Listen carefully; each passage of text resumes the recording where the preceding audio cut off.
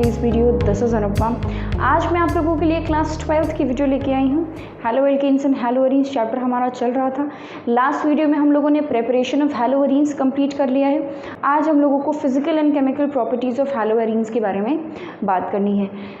Chemical properties में 3 type की chemical properties हैलोअरीन्स देता है, जिसमें कि आज हम लोग एक यानी कि न्यूक्लियोफिलिक सब्स्टिट्यूशन रिएक्शन, जो पहला केमिकल रिएक्शन है, वो आज की वीडियो में कंप्लीट कर लेंगे।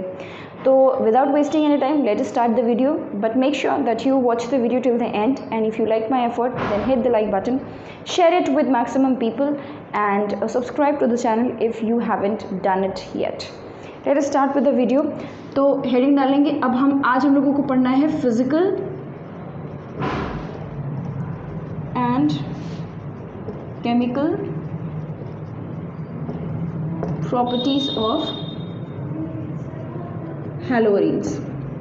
Physical and chemical properties of haloarenes. तो सबसे पहले देखते हैं फिजिकल प्रॉपर्टीज, राइट। तो देखो, सबसे पहले तो ये कलरलेस होंगे। अगर ये लिक्विड्स हैं तो ये कलरलेस लिक्विड्स होंगे, और अगर ये सॉलिड हैं तो ये क्रिस्टलाइन होंगे, क्रिस्टलाइन सॉलिड्स। ठीक है। These are heavier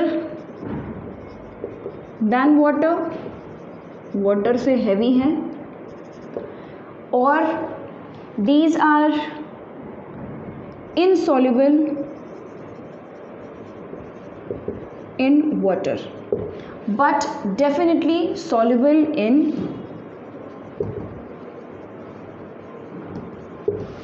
inorganic compounds। ऐसा इसलिए है ऑब्वियसली क्योंकि इनकी पोलैरिटी बहुत कम है।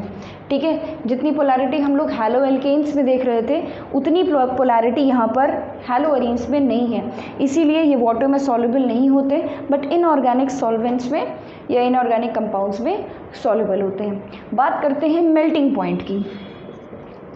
अगर हमने आइडोअरीन लिया है तो आइडोअरीन का बॉइलिंग पॉइंट सबसे या मेल्टिंग पॉइंट दोनों ही सबसे ज़्यादा होगा।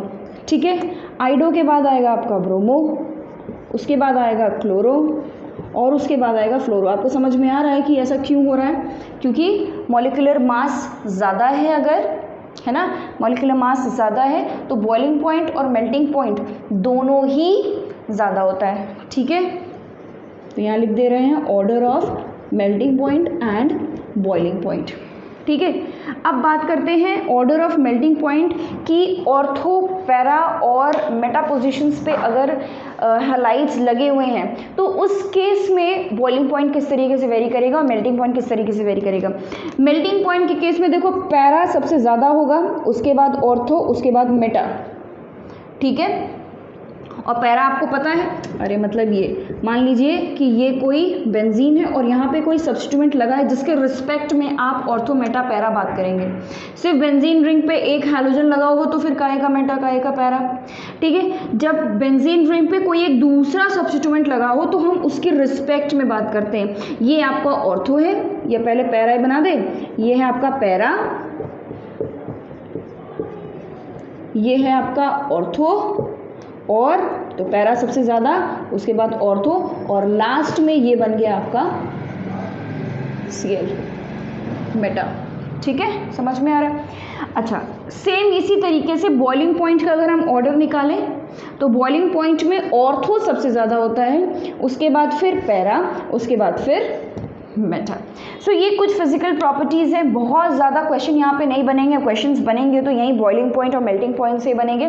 बनते हैं 1 मार्क 2 मार्क के क्वेश्चन MCQ टाइप्स वाले दिया जा सकता है यहाँ पे। ऑर्डर में अरेंज करो, डिक्रीजिंग ऑर्डर, इंक्रीजिंग ऑर्डर। अच्छा, एक चीज़ और, एग्जाम में वेरी इंपॉर्टेंट पॉइंट,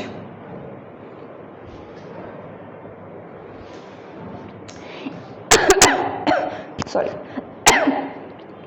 एग्ज़ाम में अगर आप ऑर्डर लिख रहे हैं तो मेक श्योर कि आप ascending order, descending order in symbols, greater than, less than symbols के साथ मेंशन करें भाई, क्योंकि ये बहुत कन्फ्यूजन हो जाता है। ठीक है, एग्जामिनर को चेक करने में बहुत दिक्कत होती है, तो आप ज़रूर ये मेंशन करें। और अगर इंक्रीजिंग ऑर्डर में लिखा हुआ है, डिक्रीजिंग ऑर्डर में लिखा हुआ है, उसी अकॉर्डिंग उसी ऑर्डर में आप अरेंज करिए अपने जो भी आपको कंपाउंड्स दिए गए हैं।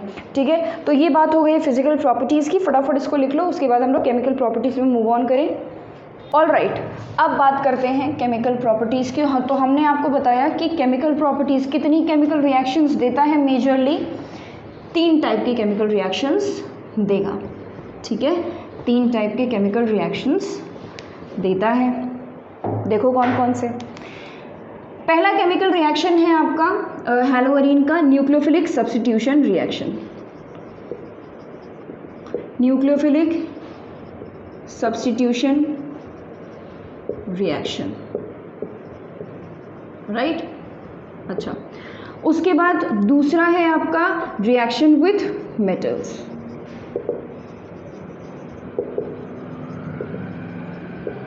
और थर्ड में आपका है इलेक्ट्रोफिलिक सब्स्टिट्यूशन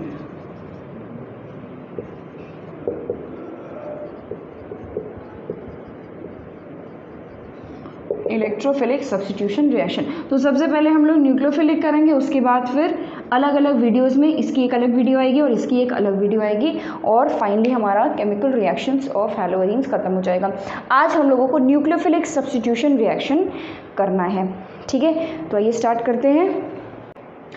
ठीक है, बात करते हैं न्यूक्लियोफिलिक सब्स्टिट्यूशन रिएक्शन की।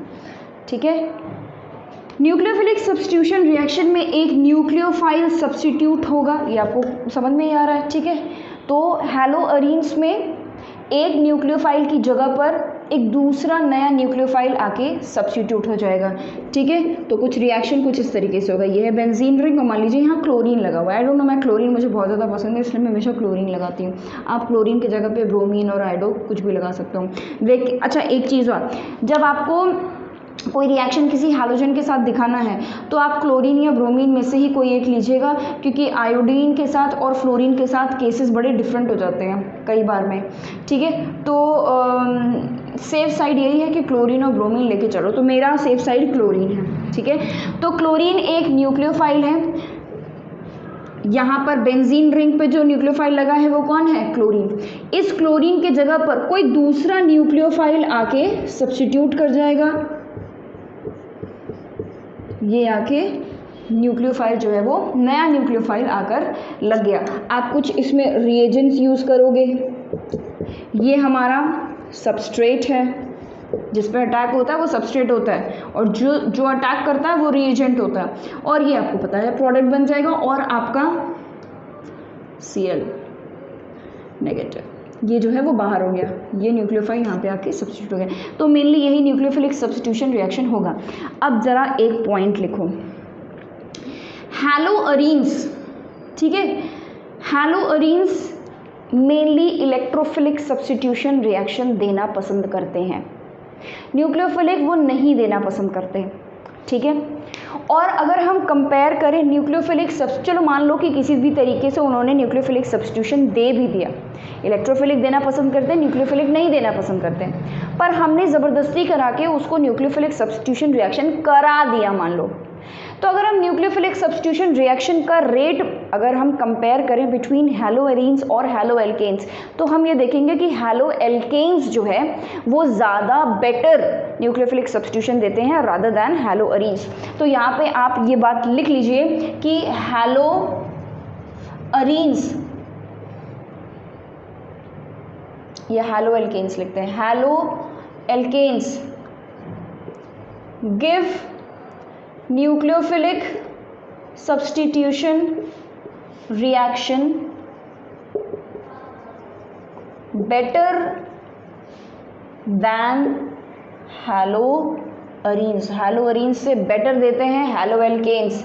ठीक है, ऐसा क्यों, क्वेश्चन ये भी तो है ना, और ये क्वेश्चन पूछा जाता है कि वाई, या ये भी पूछा जाता है कि क्यों न्यूक्लियोफिलिक सब्स्टिट्यूशन हैलोअरीन्स दे रहा है और इलेक्ट्रोफिलिक नहीं दे रहा है। ठीक है, तो ये जितने भी सवाल हैं वो हमारा नेक्स्ट टॉपिक में क्लियर होगा। ठीक है, इसको लिख लो, फिर उसके बाद हम बोर्ड क्लियर करेंगे, उसके बाद अगला टॉपिक करेंगे। अगला टॉपिक मतलब इसी का नेक्स्ट पार्ट। चलो भाई, अब मैं इसको मिटा दे रही हूँ, ये आप लोगों ने लिख लिया होगा। अब देखते हैं रीज़न, देखते हैं कि क्यों न्यूक्लियोफिलिक सब्स्टिट्यूशन नहीं देना चाहता है हैलोअरीन, और क्यों न्यूक्लियोफिलिक सब्स्टिट्यूशन अगर दे भी रहा है तो हैलोएल्केन से बेकार न्यूक्लियोफिलिक सब्स्टिट्यूशन रिएक्शन दे रहा है। लेट्स सी, ठीक है। तो यहाँ पर देखो, सबसे पहली बात तो हैलोअरीन्स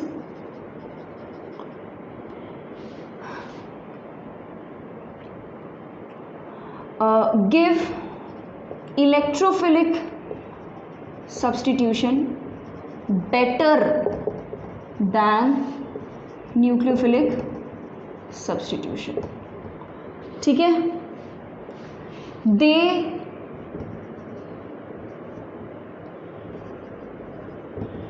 avoid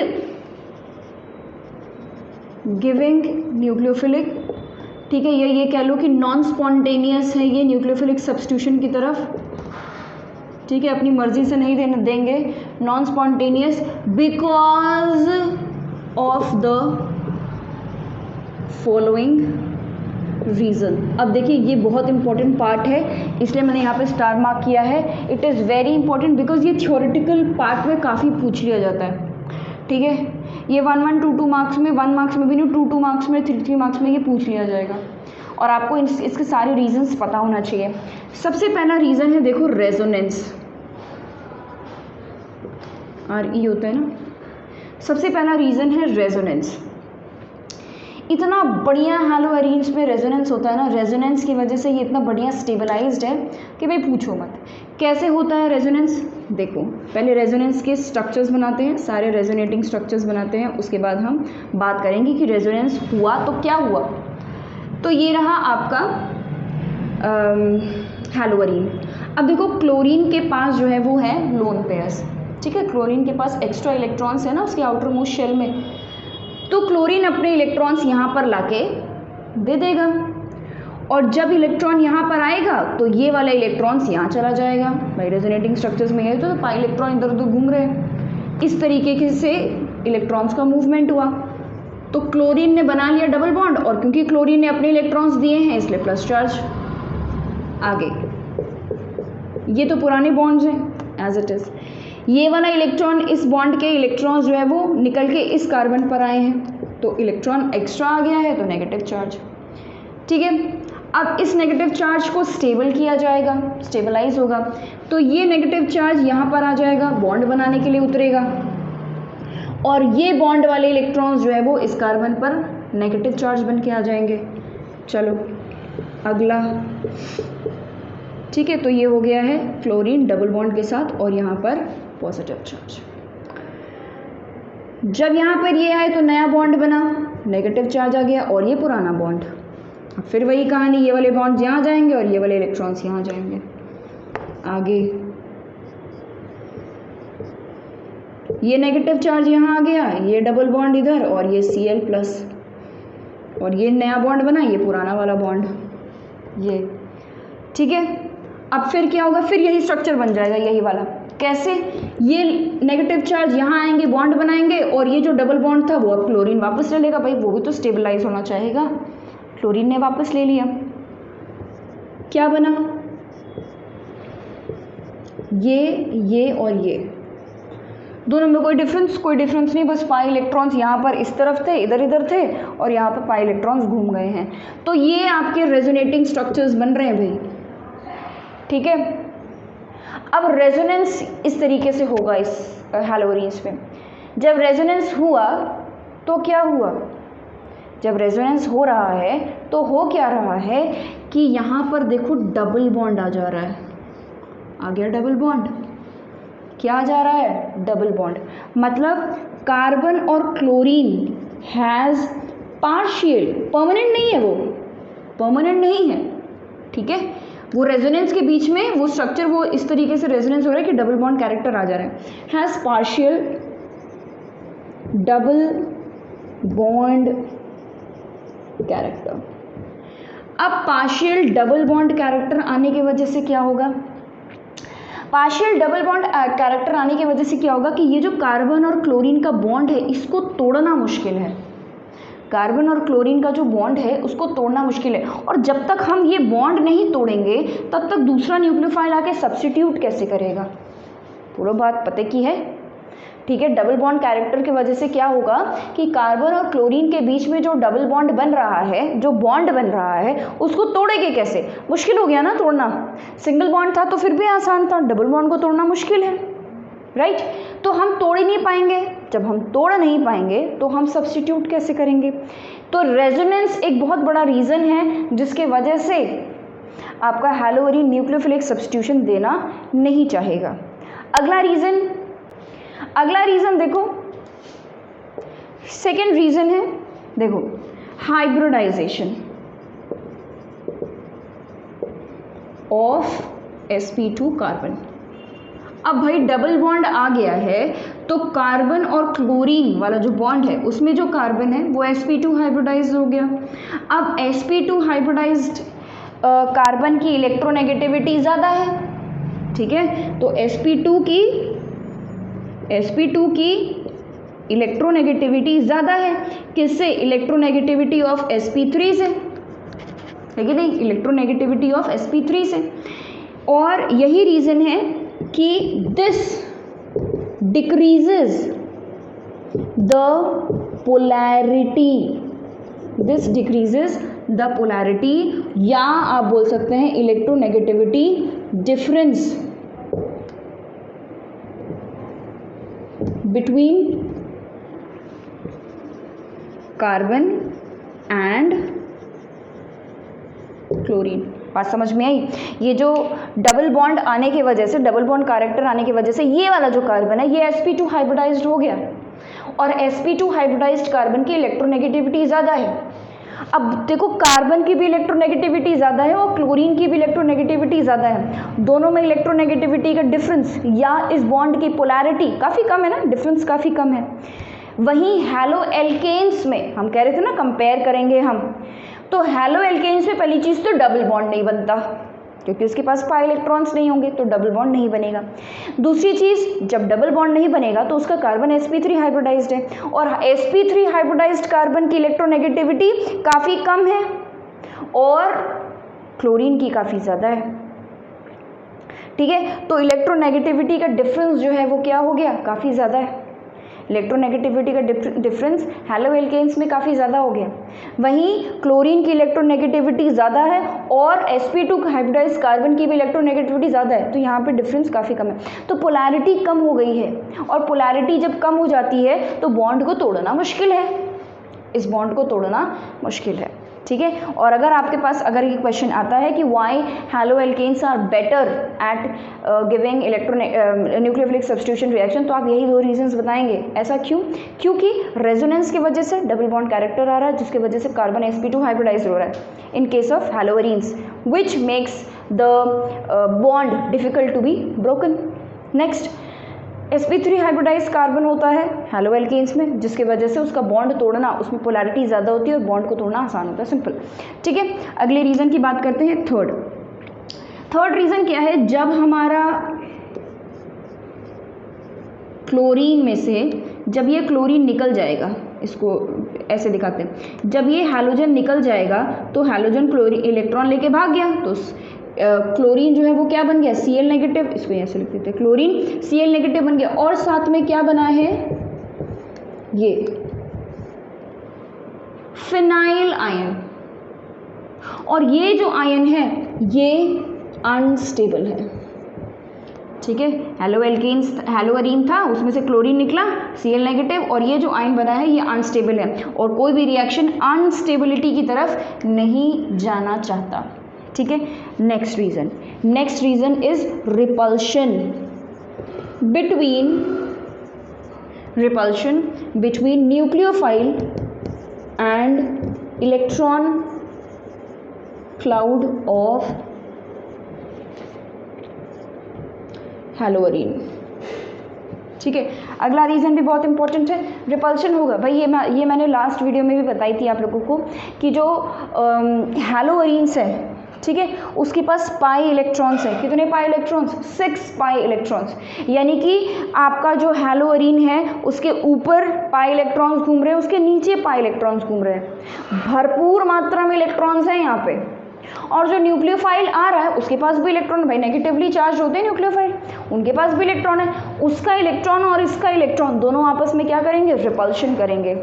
भाई अगर इसके पास इलेक्ट्रॉन ज़्यादा है तो ये किसको अट्रैक्ट करेगा? किसी नेगेटिव चीज़ को या किसी पॉजिटिव चीज़ को? जाहिर सी बात है किसी पॉजिटिव चीज़ को। भाई अगर जिसके पास इलेक्ट्रॉन ज़्यादा है वो नेगेटिवली चार्ज हो गया, वो किसी ऐसे स्पीशीज़ को अट्रैक्ट ही नहीं करेगा जिसके पास इलेक्ट्रॉन हो। तो न्यूक्लियोफाइल के इलेक्ट्रॉन और इसके इलेक्ट्रॉन के बीच में क्या होने लगता है? रिपल्शन होने लगता है। And that is why in 4 reasons के वजह से, ठीक है, पहला हो गया रेजोनेंस, हाइब्रिडाइजेशन, और ये हो गया अनस्टेबिलिटी और रिपल्शन। इन 4 रीजंस के वजह से न्यूक्लियोफिलिक सब्स्टिट्यूशन देना नहीं पसंद करता है हैलोइड्स। तो इनको आप अपने बॉक्स में डाल लो, ये कीवर्ड्स हैं, इसको याद रखना, तो कभी चारों रीजंस भूलोगे नहीं। और ये क्वेश्चन आता है, this is very very important, ठीक है, right this down. Okay now अब कुछ रिएक्शंस प्रैक्टिस करते हैं, ठीक है। अब देखिए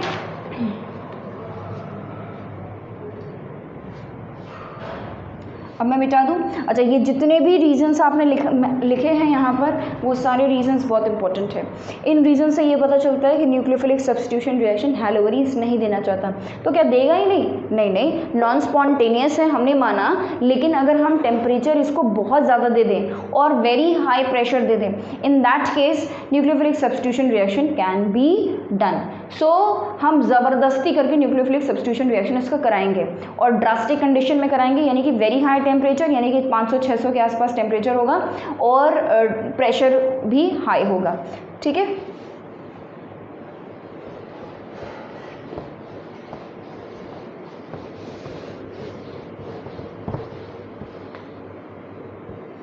अब हम लोग केमिकल प्रॉपर्टीज़ कर रहे हैं, केमिकल प्रॉपर्टीज़ ऑफ हैलोअरीन्स, ठीक है। उसमें हम लोग कर रहे हैं न्यूक्लियोफिलिक सब्स्टिट्यूशन रिएक्शन, ठीक है। चलो ज़रा अब एक न्यूक्लियोफिलिक सब्स्टिट्यूशन रिएक्शन करते हैं। मान लीजिए हम कर रहे हैं अब substitution with OH group, substitution with OH group. तो कैसा रिएक्शन होगा? ये है आपका बेंजीन रिंग और ये लगा हुआ है मान लीजिए X लेते हैं, अभी X लगा हुआ है। इसका रिएक्शन सबसे पहले आप कराएंगे NaOH के साथ 623 केल्विन में और 300 एटमॉस्फेयर के प्रेशर में, ठीक है। तो टेम्परेचर भी हाई है और प्रेशर भी हाई है। हमने इसका रिएक्शन कराया। अब क्या होगा? सबसे पहले बनेगा, जब हम NaOH डालेंगे तो बनेगा ONA। अब देखो ये जो है ना, ये it is a very good leaving group, ठीक है। इसमें जो Na है ये बड़ी आसानी से निकल जाएगा। अगर अब इसके बाद आप इसका एसिडिफिकेशन करा दीजिए। एसिडिफिकेशन मतलब कि H+ आयंस यहाँ से इसको एसिड से मिले तो क्या होगा? Na जो है वो निकल जाएगा और क्या बन जाएगा, क्या मिल जाएगा आपको? OH। ये जो चीज़ मिली है ये क्या है? फिनॉल, ठीक है। ये जो चीज़ मिली है ये क्या है? फिनॉल है ये, ठीक है। अब बात करते हैं मैकेनिज्म की, ठीक है। मैकेनिज्म, कौन सा मैकेनिज्म फॉलो कर रहा है? ये ऑब्वियसली न्यूक्लियोफिलिक सब्स्टिट्यूशन, ठीक है। न्यूक्लियोफिलिक सब्स्टिट्यूशन रिएक्शन फॉलो कर रहा है। अच्छा, अब होगा क्या? मान लीजिए कि अब हम X की जगह पर ले लेते हैं क्लोरीन और ये मैंने 3 बॉन्ड्स बना दिए, ठीक है। अब यहाँ पर हाइड्रोजन लगा होगा, ऑब्वियसली कुछ नहीं है, मतलब हाइड्रोजन है। ये OH नेगेटिव हमने ले लिया है। ये OH नेगेटिव कहाँ से आया होगा? NaOH से, ठीक है। ये NaOH और हम 2 मॉलिक्यूल्स ऑफ NaOH लेंगे, ठीक है। NaOH से मिला है ये OH नेगेटिव। ये OH नेगेटिव क्या करेगा? इस हाइड्रोजन को अपनी तरफ अट्रैक्ट करेगा। ये हाइड्रोजन अपने इलेक्ट्रॉन्स यहाँ छोड़ के, ठीक है, इस कार्बन को दे के खुद चला जाएगा OH के पास और क्या बन जाएगा? वाटर विल बी रिमूव्ड, ठीक है। तो यहाँ पे बना क्या? अब जो नई स्पीशी बनी है वो क्या है? ये नेगेटिवली चार्ज है और ये है, ठीक है। और यहाँ पे बॉन्ड के इलेक्ट्रॉन्स हमने नहीं छुए हैं, हाइड्रोजन अपने खुद के इलेक्ट्रॉन यहाँ छोड़ के गया है और क्लोरीन ऊपर, ठीक है। अब इस क्लोरीन को उड़ाना है, हमें इस क्लोरीन को निकालना है। ये तो लीविंग ग्रुप है ना, लीव करेगा ये हमारे सबस्ट्रेट को। तो ये जो नेगेटिव चार्ज के इलेक्ट्रॉन्स है ये चले आएंगे यहाँ पर बॉन्ड बनाने के लिए। ये वाला कार्बन जब नया बॉन्ड बनाएगा तो पुराना बॉन्ड छोड़ देगा, क्लोरीन इलेक्ट्रॉन लेके भाग गया, यानी कि यहाँ क्या हो गया, -Cl नेगेटिव आयन, क्लोरीन जो है वो निकल गया। बचा क्या, अब क्लोरीन इलेक्ट्रॉन लेके निकल गया है तो यहाँ बन गया है ट्रिपल बॉन्ड और ये इस तरीके से अनस्टेबल है ये, ठीक है। तो अनस्टेबल है तो इसका मतलब क्या होगा, ये जो नेगेटिव चार्ज है ये अपने इलेक्ट्रॉन्स वापस ले लेगा, कार्बन नेगेटिव चार्ज के बॉन्ड के इलेक्ट्रॉन्स वापस ले लेगा, ठीक है। और अब इस पर अटैक कर जाएगा OH नेगेटिव। तो जब इसने अपने इलेक्ट्रॉन्स लिए तो ये हो गया नेगेटिव और ये हो गया पॉजिटिव, है कि नहीं। अब ये OH नेगेटिव जो है वो यहाँ पर आके अटैक कर लेगा, उसको तो पॉजिटिव सेंटर चाहिए, कर लिया, ठीक है। ये है O और ये H, ये उसके बॉन्ड्स पुराने वाले और ये विद अ नेगेटिव चार्ज। अब ये नेगेटिव चार्ज को स्टेबलाइज करना है। इस नेगेटिव चार्ज को कैसे स्टेबलाइज किया जाएगा, ये हाइड्रोजन अपने इलेक्ट्रॉन्स दे देगा ऑक्सीजन को, इस हाइड्रोजन ने अपने खुद के इलेक्ट्रॉन्स ऑक्सीजन को निकाल कर दे दिया, ठीक है। और खुद बन जाएगा H+ और H+ तुरंत नेगेटिव की तरफ अट्रैक्ट हो जाएगा। बात समझ में आई। इस बॉन्ड के जो इलेक्ट्रॉन्स थे इन इलेक्ट्रॉन्स को हाइड्रोजन ने दे दिए ऑक्सीजन को और खुद H+ बन गया और H+ बन के यहाँ चला आया। जब वो यहाँ चला आया तो उसने क्या बना लिया, यहाँ पे कार्बन के साथ बॉन्ड। हाइड्रोजन पहले से था ना, तो हाइड्रोजन को थोड़ी ना निकालेंगे हम तो क्लोरीन को निकालेंगे, उसकी जगह पे OH सब्स्टिट्यूट करेंगे, ठीक है।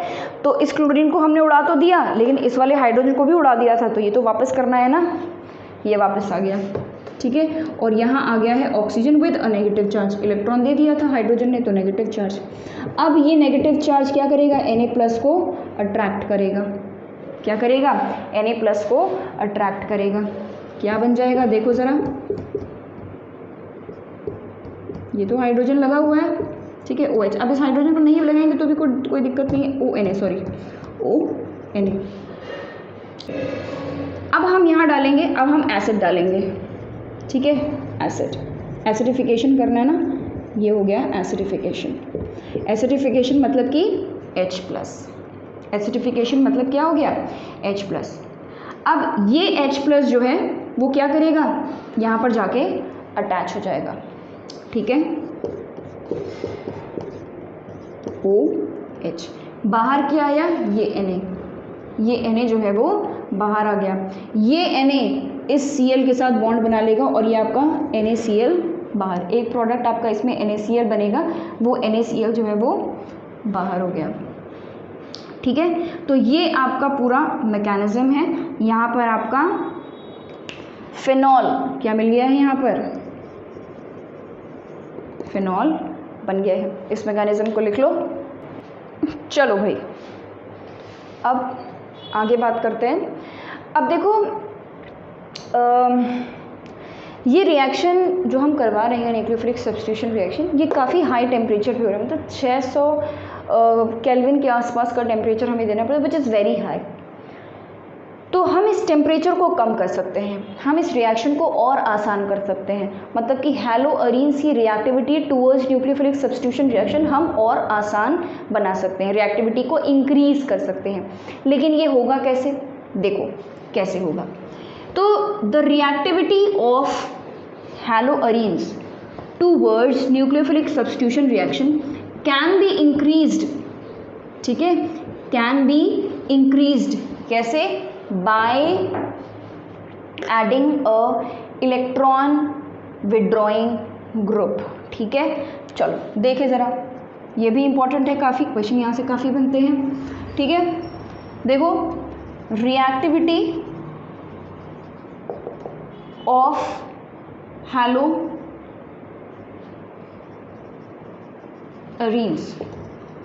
Can be increased by, can be increased कहाँ, towards न्यूक्लियोफिलिक सब्स्टिट्यूशन, क्या करने से, by adding an electron withdrawing group, ठीक है, इलेक्ट्रॉन विड्रॉइंग ग्रुप। जैसे हमने NO2 एक बहुत अच्छा इलेक्ट्रॉन विड्रॉइंग ग्रुप है और हमने NO2 अटैच करवा दिया बेंजीन रिंग में, मतलब हैलोजन का जो बेंजीन रिंग है उसमें हमने NO2 अटैच करवा दिया। अच्छा, इलेक्ट्रॉन विड्रॉइंग ग्रुप करेगा क्या, देखो। अच्छा, इलेक्ट्रॉन विड्रॉइंग ग्रुप कौन सी पोजीशन पे, at ortho and para position, ortho and para position. कहीं और अटैच करवाया तो फिर कोई मतलब नहीं होगा, मेटा पे कोई मतलब नहीं होगा, ठीक है, डिफरेंस नहीं आएगा कोई बहुत ज़्यादा। डिफरेंस कहाँ आएगा, अगर आपने ऑर्थो एंड पैरा पोजीशन पे अटैच करवाया है, ठीक है। तो होगा क्या कि जब आप इलेक्ट्रॉन विड्रॉइंग ग्रुप अटैच करवाते हैं बेंजीन रिंग में इस तरीके से, जैसे हमने ये ले लिया है हैलोअरीन और इसके बेंजीन रिंग पे हमने NO2 अटैच करवा दिया, ठीक है, या हमने ये पैरा पोजीशन पे करवाया है और ये हमने ऑर्थो पोजीशन पे करवा दिया। तो ये क्या करेगा, ये NO2 क्योंकि इलेक्ट्रॉन विड्रॉइंग ग्रुप है, ये इलेक्ट्रॉन्स को विड्रॉ करता है, तो ये बेंजीन रिंग के इलेक्ट्रॉन्स को अपनी तरफ खींच लेगा, जिसकी वजह से इलेक्ट्रॉन डेंसिटी बेंजीन रिंग पे डिक्रीज हो जाएगी और जो न्यूक्लियोफाइल अटैक करने के लिए आ रहा है उसके लिए रिपल्शन कम हो जाएगा। मेरी बात समझ में आई, इलेक्ट्रॉन विड्रॉइंग ग्रुप इलेक्ट्रॉन को अट्रैक्ट कर लेगा बेंजीन रिंग के, और जब इलेक्ट्रॉन उसकी तरफ आ जाएंगे तो ये वाली जो पोजीशन है, ये वाली पोजीशन पे जो न्यूक्लियोफाइल आ रहा है उसके लिए रिपल्शन कम फील होगा। आप जितना ज़्यादा number of electron withdrawing group ortho और पैरा पोजीशन पे इंक्रीज करेंगे उतना ज़्यादा रिएक्टिविटी अच्छी होगी टुवर्ड्स न्यूक्लियोफिलिक सब्स्टिट्यूशन। रिएक्टिविटी अच्छी होने का मतलब क्या है, कम टेम्परेचर पर भी ये रिएक्शन होने लगेगा। जैसे फॉर एग्जांपल कि हमने अभी हमने देखा कि नॉर्मल अगर हम कोई इलेक्ट्रॉन विड्रॉइंग ग्रुप ना लगाएं तो उस वक्त रिएक्शन कितने डिग्री पे, कितने टेम्परेचर पे होता था, 623 केल्विन पे होता था। उसको भी लिख लेते ताकि कंपेयर करने में आसान हो। तो ये है हमारा नॉर्मल हैलोअरीन, ठीक है। इसमें जब हम लोगों ने NaOH डाला था और क्या डाला था, H+, पहले NaOH डाला उसके बाद फिर H+ डाला, तो क्या बन गया था, फिनॉल बना था, ठीक है। और ये कितने टेम्परेचर पे हुआ था, 623 केल्विन पे हुआ था। अब मान लीजिए कि मैंने पैरा पोजीशन पे क्या लगा दिया है, पैरा पोजीशन पे मैंने एक इलेक्ट्रॉन विड्रॉइंग ग्रुप लगा दिया है और इसमें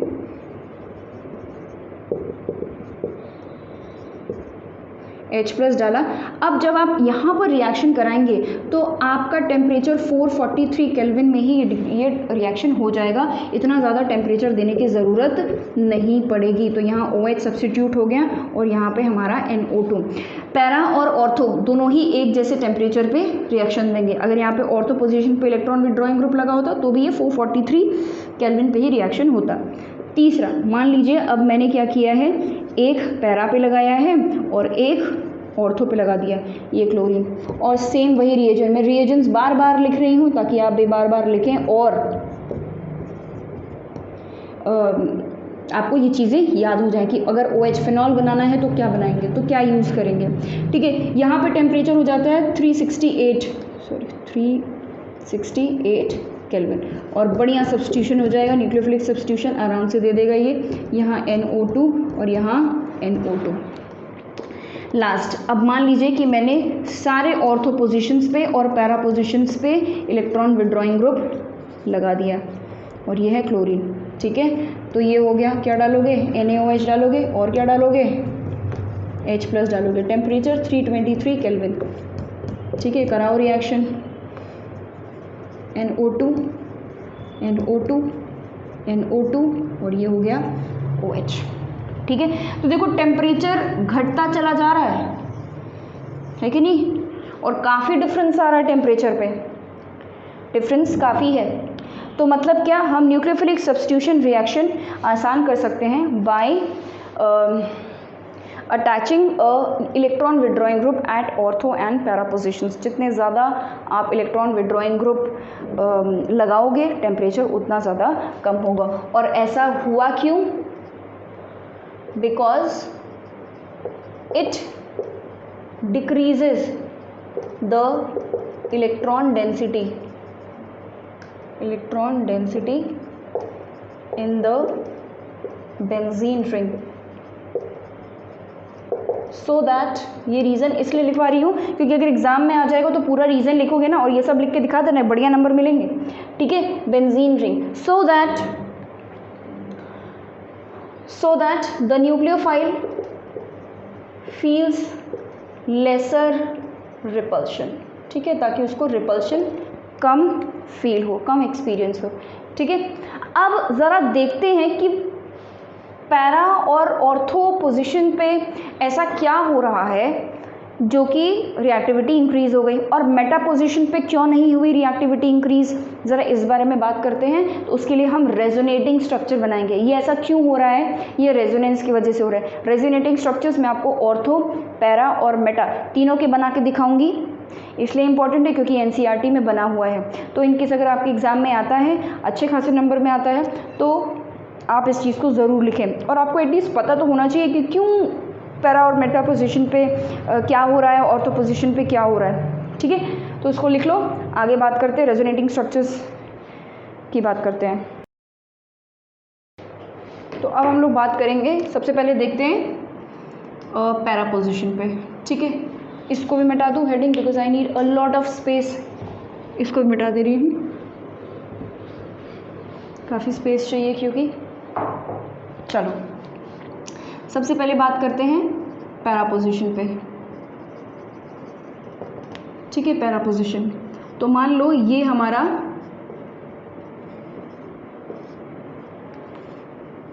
पैरा पोजीशन पे मैंने लगा दिया है NO2 ग्रुप। अब देखो NO2 ग्रुप इस तरीके से लगता है।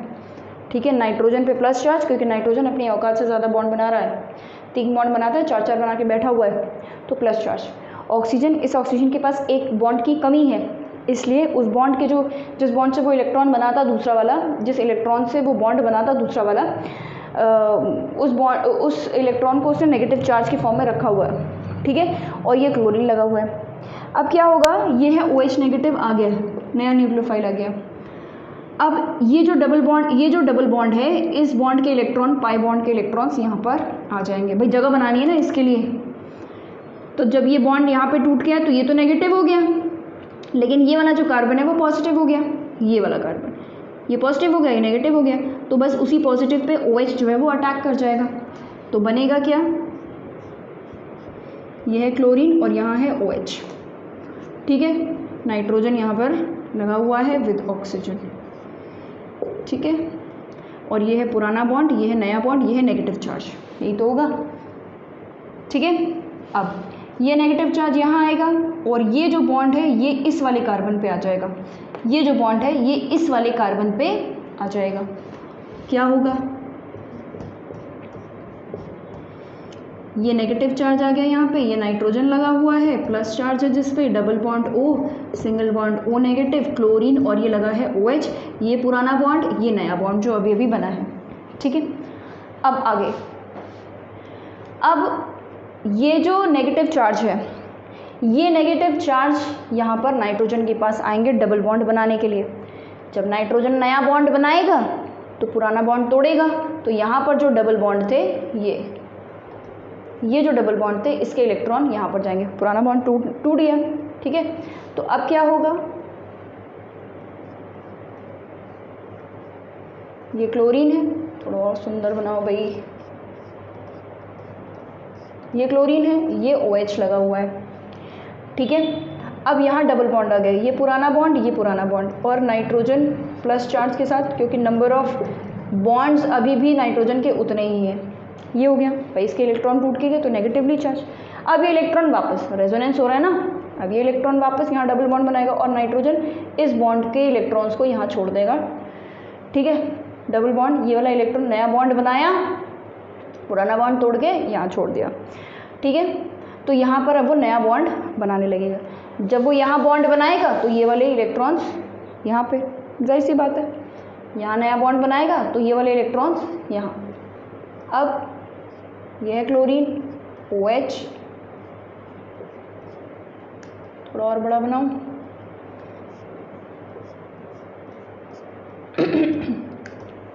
नाइट्रोजन प्लस चार्ज के साथ। अब ये डबल बॉन्ड, नाइट्रोजन अपने ओरिजिनल पोजीशन पे चला गया।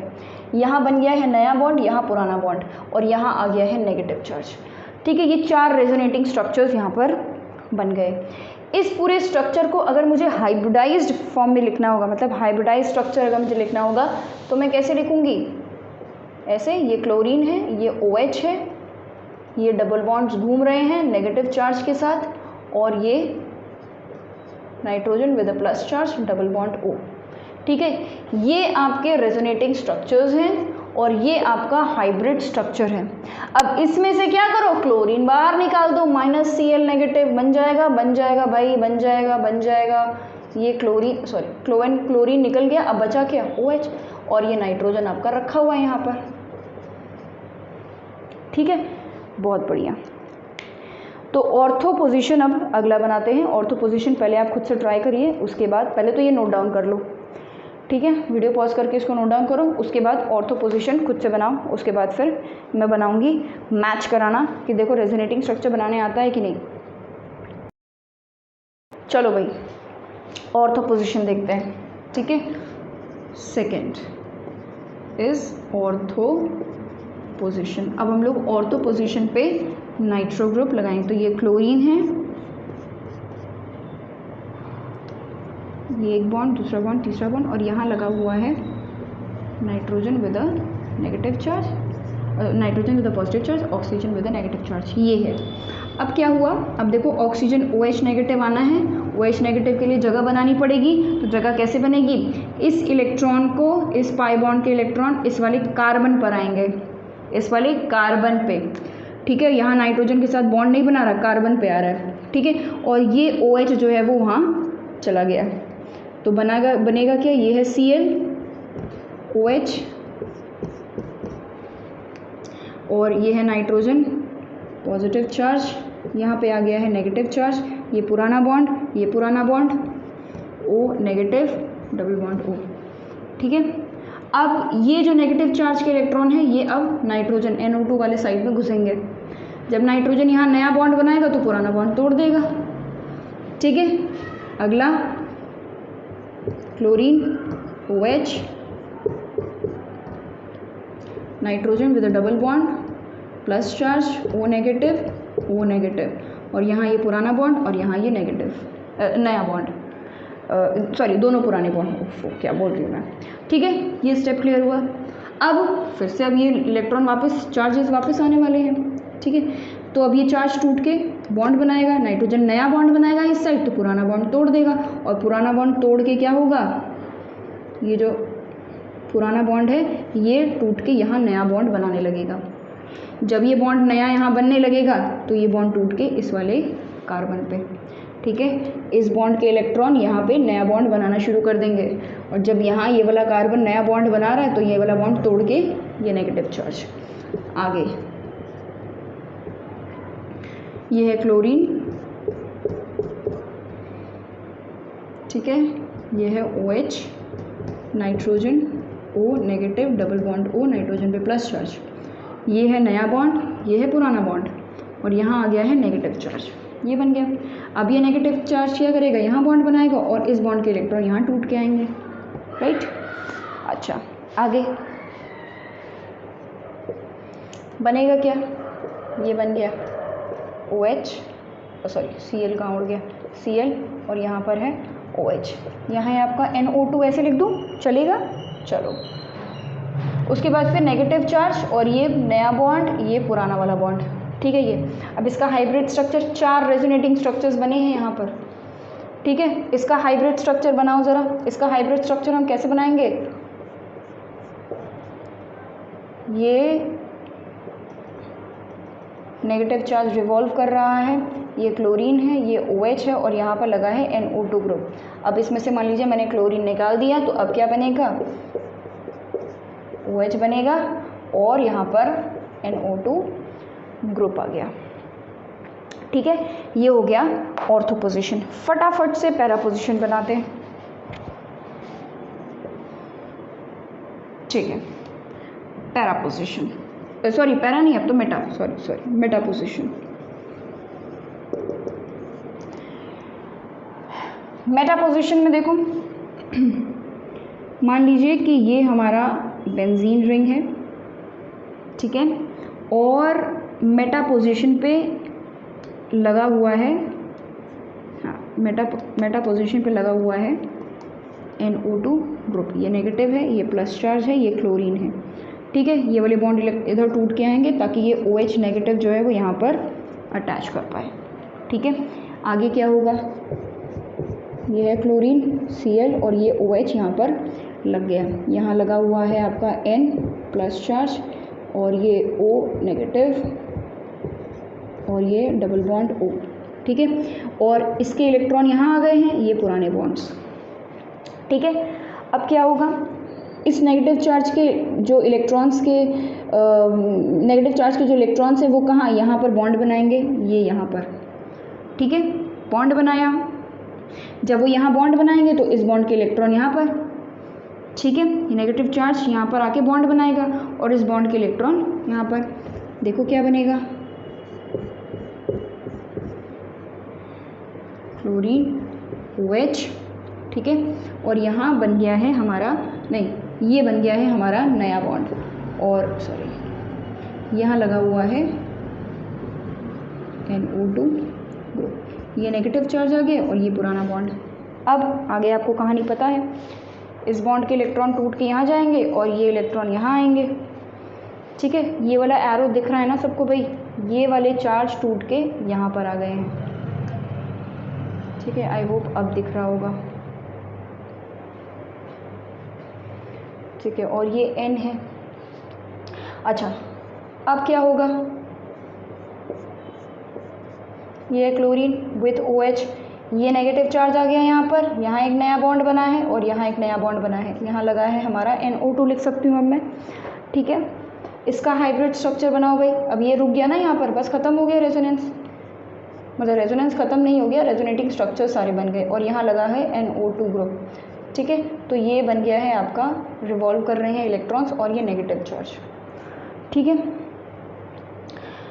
इसमें 3 रेजोनेटिंग स्ट्रक्चर्स बन रहे हैं, ठीक है। More the number of resonating structure more stable is the molecule.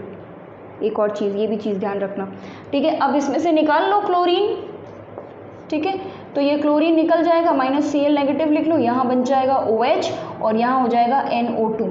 इसको पहले आराम से लिखो, उसके बाद मैं एक्सप्लेन करती हूँ कि यहाँ पे हमने सीखा क्या।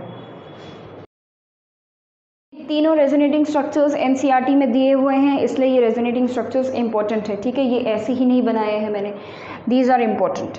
नाउ अब देखो इसमें से बात क्या पता चली, बात यहाँ पे ये पता चलती है कि ऑर्थो और सॉरी ये है ना ऑर्थो एंड पैरा पोजिशंस पे रिएक्टिविटी इंक्रीज़ हो गई, मेटा पे इंक्रीज़ नहीं हुई। क्यों? क्योंकि देखो पैरा पोजीशन पे नाइट्रोजन जिस कार्बन से अटैच्ड है उस कार्बन पर नेगेटिव चार्ज आया, यहाँ पे ये मेटा पोजीशन पे भी नाइट्रोजन जिस कार्बन से अटैच्ड है उस पर नेगेटिव चार्ज आया, लेकिन ये ऑर्थो पोजीशन पे, ठीक है, ऑर्थो पोजीशन पे ये हुआ कि नाइट्रोजन जिस कार्बन से अटैच्ड है उस पर नेगेटिव चार्ज आ गया। मेटा पोजीशन पे नाइट्रोजन जिस कार्बन से अटैच्ड है उस पर नेगेटिव चार्ज आया ही नहीं। देखो नेगेटिव चार्ज यहाँ था, यहाँ आ गया डायरेक्ट। जब नेगेटिव चार्ज उस कार्बन पे आया ही नहीं तो नाइट्रोजन इलेक्ट्रॉन्स को खींचेगा कैसे?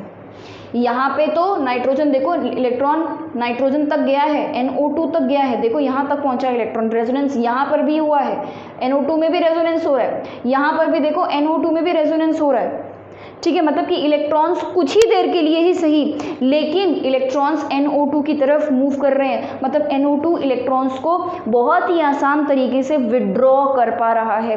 क्यों? क्योंकि जिस कार्बन से वो अटैच है उस कार्बन पर नेगेटिव चार्ज आया, मेटा पोजीशन में नेगेटिव चार्ज नहीं आता। और यही रीज़न है कि ऑर्थो एंड पैरा पोजीशन पर रिएक्टिविटी डिक्रीज हो जाती है, क्योंकि इलेक्ट्रॉन को खींच ले रहा है NO2 ग्रुप। और वहीं रिएक्टिविटी पे कोई खासा फर्क नहीं पड़ता है जब मेटा पोजीशन पे आपका NO2 अटैच होगा, क्योंकि उस वाले कार्बन पे नेगेटिव चार्ज ही नहीं आया। तो जब चार्ज नहीं आया तो फिर कैसे होगा, है ना? तो कहने का मतलब ये हुआ कि अगर ऑर्थो इन पोजिशन और पैरा पोजिशन पे अगर NO2 लगा है तो रिएक्टिविटी बढ़िया होगी, और जितने ज़्यादा NO2 ग्रुप लगेंगे उतने ज़्यादा अच्छे होंगे। लेकिन अगर हम बात करें कि मेटा पोजिशन पे अगर NO2 लगा है और कोई ऐसा हैलोजन जिसमें NO2 है ही नहीं, उस केस में रिएक्टिविटी किसकी ज़्यादा होगी? इसकी ज़्यादा होगी, क्योंकि भाई NO2 ग्रुप जो है उसके पास -I इफेक्ट है। -I इफेक्ट से वो क्या करेगा? इलेक्ट्रॉन्स को अपनी तरफ खींचेगा, कुछ हद तक तो खींचेगा। यहाँ पे तो पूरे इलेक्ट्रॉन से रेजोनेंस की वजह से वहाँ चले जा रहे हैं, ठीक है, इलेक्ट्रॉन को उसने खींच लिया, रेजोनेंस वाले इलेक्ट्रॉन्स को उसने खींच लिया। यहाँ पे -I इफेक्ट की वजह से नाइट्रोजन NO2 ग्रुप कुछ हद तक इलेक्ट्रॉन्स को खींच लेगा। लेकिन अगर ये भी ना लगा हो, सिर्फ हैलोजन बेंजीन रिंग के साथ सिर्फ हैलोजन लगा हो, उस केस में वो भी नहीं होगा, मतलब इलेक्ट्रॉन डेंसिटी बेंजीन रिंग पे काफ़ी ज़्यादा होगी, रिड्यूस नहीं हो पाएगी। तो कहने का मतलब मेरा ये हुआ कि कहाँ लिख दें, ऊपर वाला मिटा दें, ठीक है, मेटा वाला मिटा नहीं, क्यों मिटाएं, कोई नहीं मिटाएंगे, ठीक है। यहाँ पे अलग से छोटा छोटा लिख दे रहे हैं कि मान लो कि अगर, ठीक है, NO2 ग्रुप यहाँ लगा हो, यहाँ लगा हो और यहाँ लगा हो, और क्लोरीन यहाँ लगा हो, उस केस में इसकी रिएक्टिविटी सबसे ज़्यादा, ठीक है। उसके बाद अगर इस तरीके से लगा हुआ है कि यहाँ NO2 लगा है, यहाँ NO2 लगा है और यहाँ लगा है Cl, उसकी रिएक्टिविटी उससे थोड़ी सी कम है ना, number of electron withdrawing group कम हो गए। और अगर क्लोरीन में ऑर्थो पोजीशन पे NO2 लगा है, ठीक है, या पैरा पोजीशन पे NO2 लगा है, दोनों ही केसेस में रिएक्टिविटी सेम है, दोनों ही केसेस में रिएक्टिविटी जो है वो सेम है। आगे अगर मेटा पोजीशन पे NO2 लगा है तो फिर भी रिएक्टिविटी थोड़ी सी बेटर रहेगी अगर कुछ नहीं लगा है उससे, ठीक है। तो मतलब कि रिएक्टिविटी सबसे अच्छी कहाँ हो रही है? रिएक्टिविटी सबसे अच्छी हो रही है वहाँ जहाँ पे NO2 ग्रुप मैक्सिमम है। कम हुआ रिएक्टिविटी कम हुआ, और कम हुआ रिएक्टिविटी कम हो गया, मेटा पोजीशन पे आ गया और कम हो गया। लेकिन मेटा पोजीशन फिर भी थोड़ा बेटर दे देता है, किसकी वजह से? -I इफेक्ट की वजह से, -I इफेक्ट की वजह से, ठीक है। तो ये हो गया हमारा पूरा, इसको आप लिख लेना, दिस इज़ द ऑर्डर, ये ऑर्डर है रिएक्टिविटी का, ठीक है, ऑर्डर है रिएक्टिविटी का, लिख लो इसको। All right, so this was all about today's video, और अगली वीडियो हमारी आएगी रिएक्शन विद मेटल्स पे, और आज हम लोगों ने न्यूक्लियोफिलिक सब्स्टिट्यूशन रिएक्शन कंप्लीट कर लिया है। और thank you for watching this video. If you are new to this channel, then please subscribe to the channel, and if you are already subscriber, then thank you so much for being such a great supporter, and thank you for supporting me throughout my journey. I'm really thankful. Thank you and bye bye.